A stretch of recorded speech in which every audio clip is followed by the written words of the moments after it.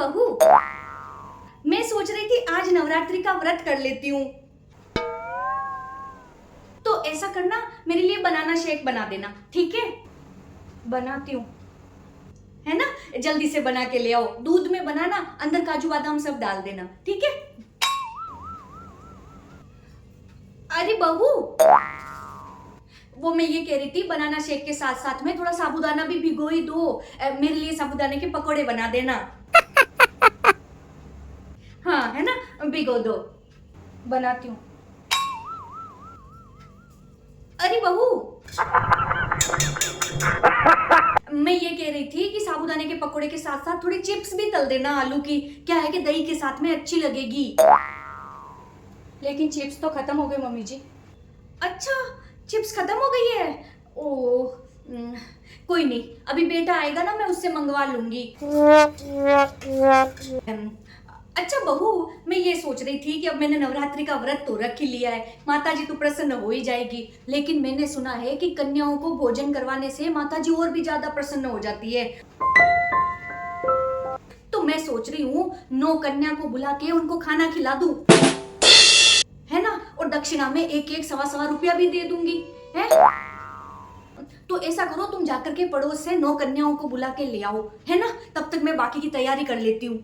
मैं नहीं मम्मी जी, मैं किसी कन्या को बुलाने नहीं जाऊंगी, आप खुद ही बुला लो। क्यों? मैं बुलाने नहीं जाऊंगी, ठीक है? हाय, इसकी इतनी हिम्मत बढ़ गई है कि मेरे को ऐसे जवाब देके जा रही है। अरे बेटा, आ गया तू? हाँ माँ, आ गया मैं। अरे बेटा, आजकल तेरी पत्नी के कुछ ज्यादा ही पर निकल आए हैं। क्यों, क्या हुआ?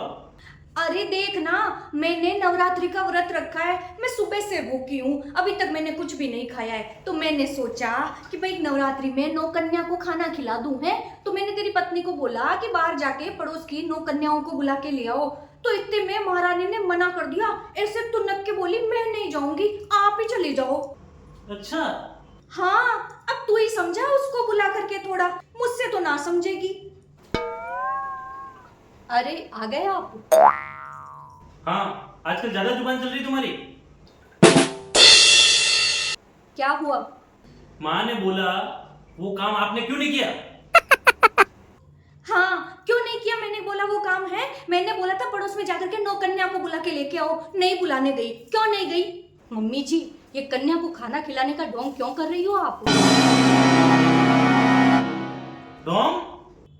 हाय राम, ये मुझे ढोंगी कह रही है, मैं ढोंग कर रही हूँ? हाँ ढोंग, 100 चूहे खाकर गंगा नहीं नहाया करते। देख देख, तेरी पत्नी क्या बोल रही है मुझे, ढोंगी, चूहे खाने वाली, पता नहीं क्या क्या सुनना पड़ेगा अब मुझे। मेरी माँ से बात करने की तमीज नहीं तुझे? क्यों, क्या गलत कह दिया मैंने? क्या गलत कह दिया मैंने तुम्हारी माँ को और तुम्हें? हाँ, ढोंगी तो कर रही है आपकी माँ, और नहीं तो क्या कर रही है? अरे आपकी माँ को और आपको तो कन्या पसंद ही नहीं थी ना, फिर आज ये कन्याओं को खाना खिलाने का ढोंग क्यों कर रही हो नवरात्र में? याद नहीं आ रहा? याद करो वो दिन जब मैं प्रेग्नेंट थी और तुम्हारी माँ ने छुपकर डॉक्टर से मेरी जांच करवाई थी।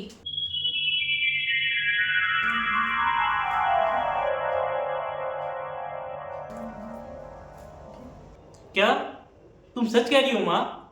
हाँ बेटा, मैंने मेरी पहचान वाली डॉक्टर से पता कर लिया है, बहू के पेट में लड़की है, लड़की। और देख बेटा, मैं नहीं चाहती कि मेरे घर का पहला बच्चा एक लड़की हो, मुझे नहीं पसंद लड़कियां। अरे मैं तो चाहती हूँ कि मेरे घर में पहला बच्चा पोता आए, पोता नहीं चाहिए मुझे पोतियां।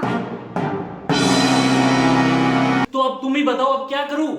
अरे करना क्या है, मैंने डॉक्टर से सब बात कर रखी है, कुछ भी नहीं करना।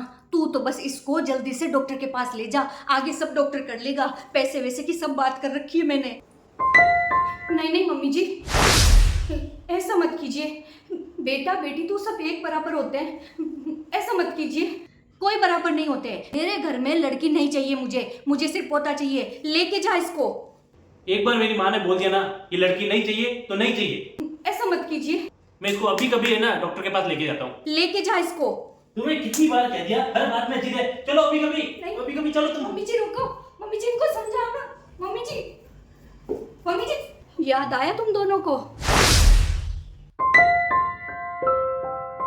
अरे जब घर के अंदर साक्षात कन्या आ रही थी तब तो तुम माँ बेटे ने मिलकर के उसको गर्भ में ही मार डाला, और आज तुम बाहर से कन्या बुला के उनको खाना खिलाने जा रहे हो।